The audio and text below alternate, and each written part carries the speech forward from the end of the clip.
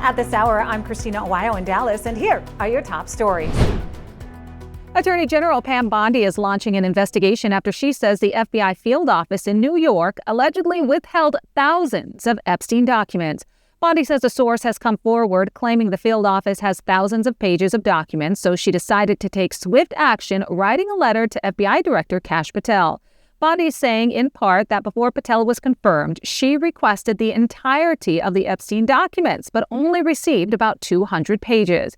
Saying, quote, "I repeatedly questioned whether this was a full set of documents responsive to my request and was repeatedly assured by the FBI that we had received the full set of documents."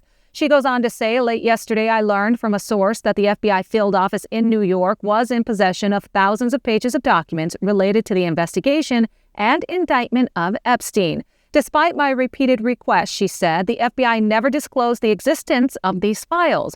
When you and I spoke yesterday, you were just as surprised as I was to learn this new information. Bondi demanded all files, audio and video recordings, and anything else related to Epstein to be handed over to her office by today, and directed Kash Patel to launch an immediate investigation into why her initial directive was not followed, giving him 14 days to provide his findings. The first batch of Epstein files was released to a select handful of social media influencers on Thursday. Egypt says negotiations between Israel and the terror group of Hamas on the next phase of the Gaza ceasefire have started in Cairo. Egypt's State Information Service said officials from Israel, Qatar, and the U.S. on Thursday started, quote, intensive discussions on the second phase of the ceasefire.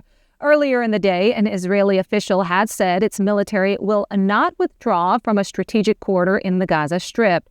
The pullout was part of the ceasefire. However, Israel maintains they must keep a hold on security to make sure civilians are kept safe.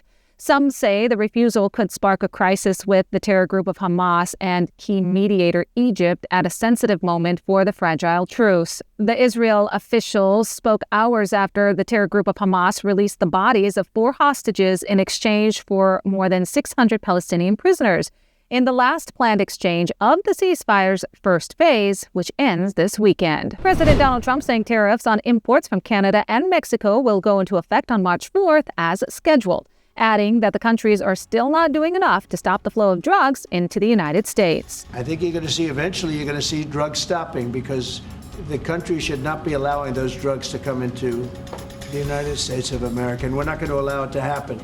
So that goes on the 4th of March. That's what you need to know at this hour. In Dallas, Christina Aguayo, Salem News Channel.